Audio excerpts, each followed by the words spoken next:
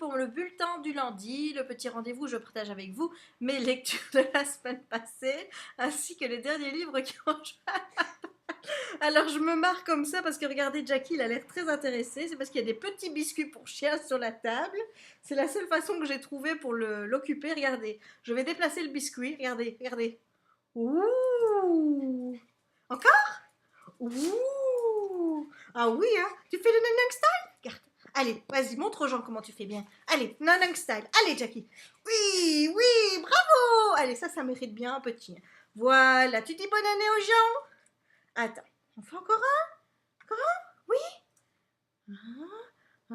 Ah, voilà, mon bébé. Maintenant, nous revoilà. Donc, évidemment, je voulais aussi vous présenter mon petit Simba, qui est mon filleul, donc le chien de ma sœur, qui est venu vous dire bonne année. Dis bonne année aux gens.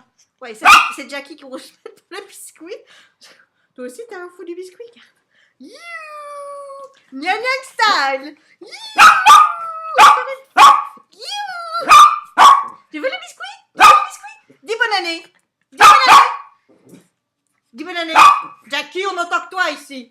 Oui, allez, d'accord. Hop, tiens, voilà. Regardez comme il est beau, mon filleul. Hein, qu'il est magnifique. Tu dis bonjour? Dis coucou. Dis coucou. Oui, tu regardes ta maman. Voilà, regarde, il y en a encore un. Oh, regarde, on le met là. On le met là. Il est le biscuit. Oh, il fait une tête. Oh, je vous jure, c'est juste... Oh, il est trop beau. Oh, tu veux le biscuit? Oui. Ouh.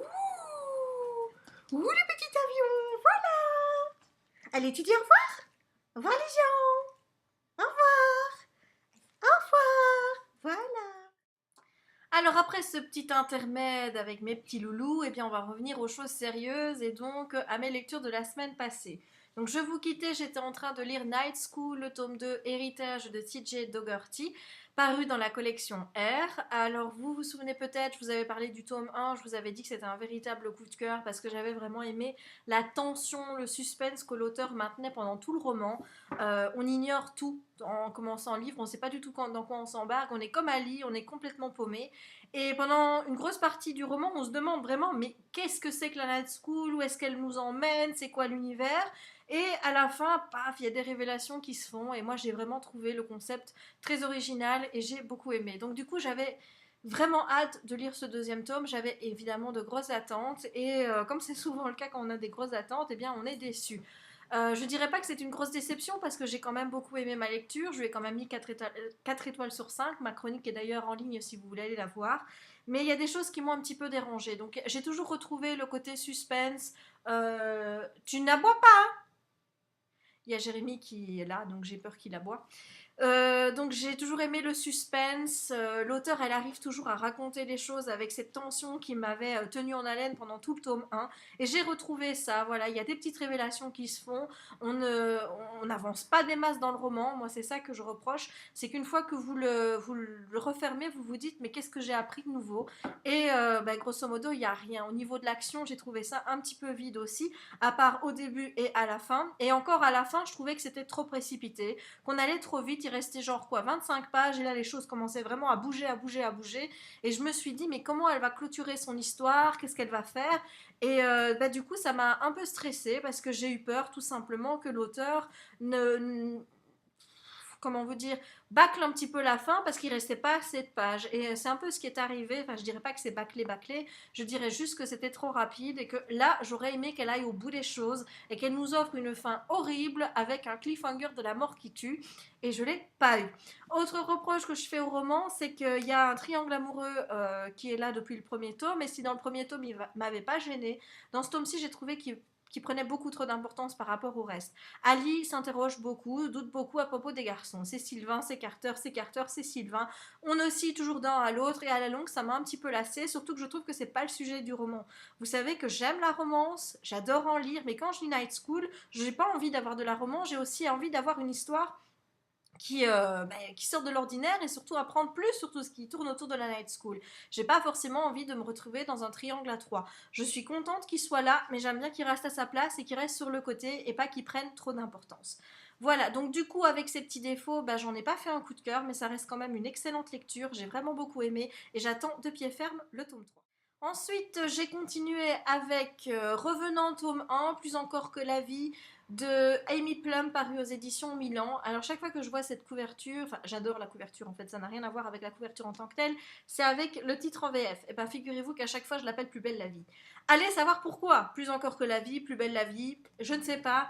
Mais voilà, ce titre me dérange énormément, je préfère vraiment le titre en VO qui était Die For Me. Alors, qu'est-ce que ça donne ce premier tome? Eh bien, j'avais lu une partie en anglais et en fait, je me suis aperçue que j'aurais mieux fait de continuer en anglais.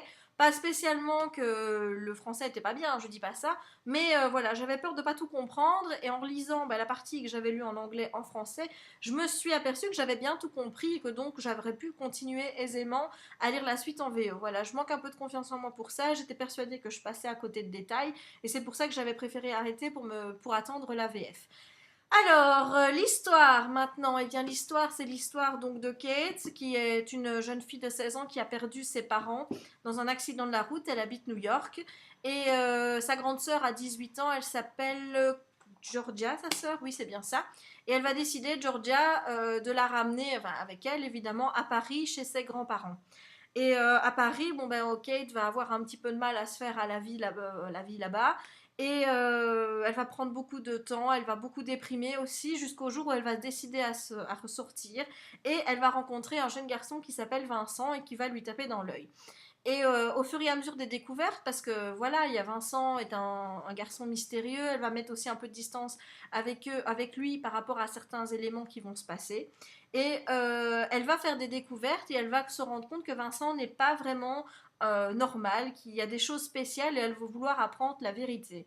Et la vérité, c'est que Vincent est un revenant. Donc en fait, les revenants, ce sont des gens qui ont donné leur vie pour les autres, qui sont se sacrifiés pour d'autres. Et donc, vis-à-vis de ce sacrifice, eh ben, on leur a offert en sorte une autre chance, puisque 3 jours après, ils se réveillent et voilà, ils vivent indéfiniment et ils vivent surtout pour sauver la vie des gens. Et donc, elle va osciller donc, dans ce nouveau monde avec ces personnages surnaturels. Et voilà, l'histoire, c'est l'histoire de la mythologie des revenants, mais c'est aussi l'histoire d'amour avec Vincent. Alors, ce premier tome, je dois dire que je l'ai beaucoup aimé. J'en ai pas fait un coup de cœur parce que voilà, il n'y a pas eu la petite étincelle à la fin. J'ai adoré la mythologie, j'ai trouvé que c'était très original. L'histoire qui englobe cette mythologie était très bien faite. Je regrette seulement que ce soit aussi prévisible parce que je vous avoue que j'avais vu venir un petit peu tout ce qui allait se passer, donc j'ai pas eu de grosses surprises.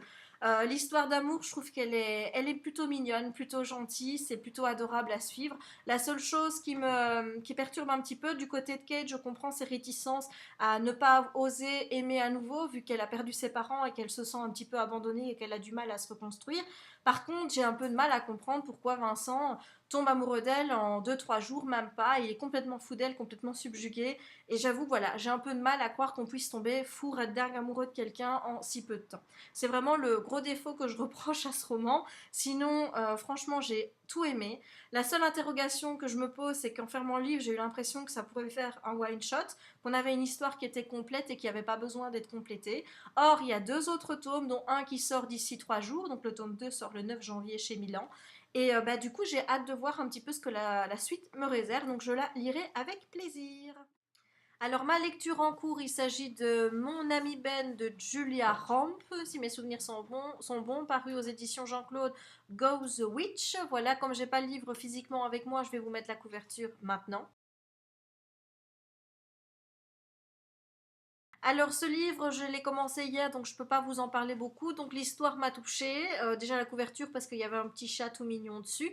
Et donc l'histoire, il s'agit d'un enfant autiste qui ne parle à personne, qui est très renfermé sur lui-même. Et sa maman est un petit peu désemparée jusqu'à temps qu'elle va tomber sur ce petit chat qui semble avoir une relation très particulière avec son fils. Et donc son fils semble vraiment s'éclairer avec le petit chat. Mais le petit chat va disparaître, enfin, va prendre la fuite. Et le gamin, donc, qui s'appelle Georges, va complètement péter les plombs parce que le chat n'est plus là. Et donc, elle, elle va partir à la recherche. Elle va parcourir tout le pays pour retrouver le petit chat et pour pouvoir le rendre à son fils. Voilà, donc j'ai trouvé que l'histoire était vraiment très émouvante. Et puis bon, un petit chat, ouais, c'est comme un petit chien, hein. Pour moi, c'est pareil, même si je suis plus une fille à chien qu'une fille à chat. Mais on dit toujours cat person, dog person. Ben moi, je suis plus pour les dogs. Voilà, donc pourquoi pourquoi est-ce que je préfère les chiens? Eh bien, parce qu'on m'a toujours dit qu'un chien, s'il devait vous attaquer, il le fera toujours devant vous. Donc, il y a le côté franc. Tandis qu'un chat, il attendra toujours que vous ayez le dos tourné avant de vous attaquer. Donc, plus sournois. Et puis, leurs petites langues sont pas toutes rêches. Parce que la petite langue d'un chat, c'est tout rêche, vous voyez, tandis que la petite langue d'un chien, c'est tout mouillé, donc c'est pas rêche, voilà. Vous allez dire que c'est pas mieux, mais voilà, choisir entre le rêche et le mouillé, moi je préfère le mouillé. Voilà, bon, tout ça pour vous dire que j'ai commencé le bouquin hier et que je suis bien rentrée dedans, et je vous en parlerai plus la semaine prochaine. Alors, mon IMM de la semaine, eh bien, il est très très très court puisqu'il n'y a qu'un livre qui est atterri dans ma palle cette semaine. Après les fêtes, il faut quand même être un peu raisonnable, hein. Vous admettrez qu'on peut pas...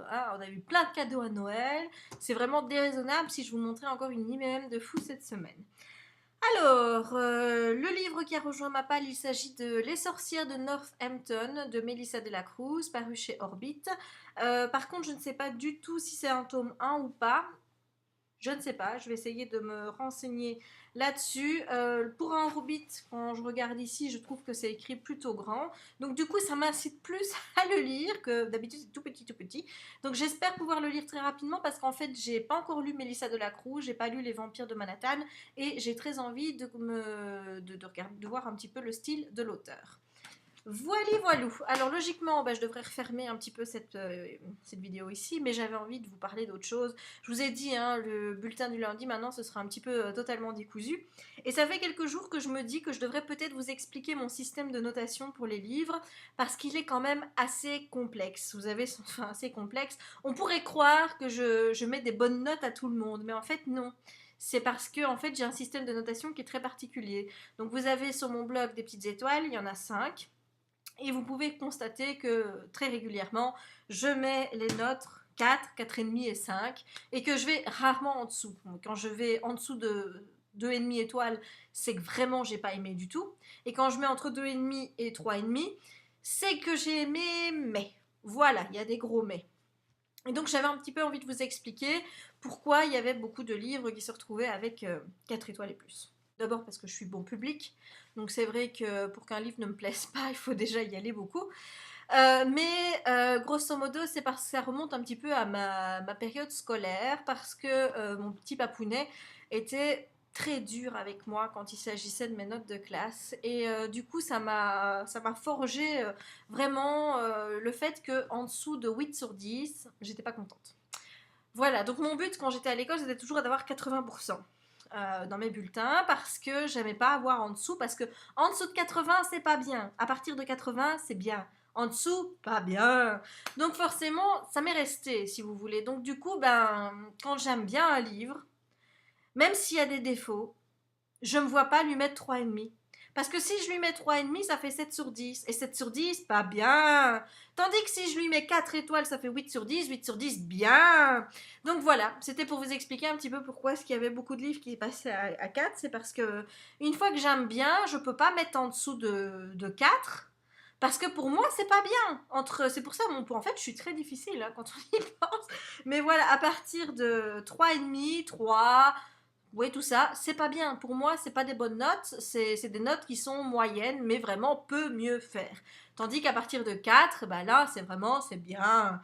Voilà, donc c'était pour vous expliquer un petit peu cette méthode de fonctionner, parce que je sais que c'est un petit peu bizarre et qu'il n'y a que moi qui comprends. L'autre jour, ma soeur m'a fait la réflexion de me dire, mais t'as vraiment bien noté les livres sur Goodreads, toi, quand on voit ta moyenne, qu'elle me fait.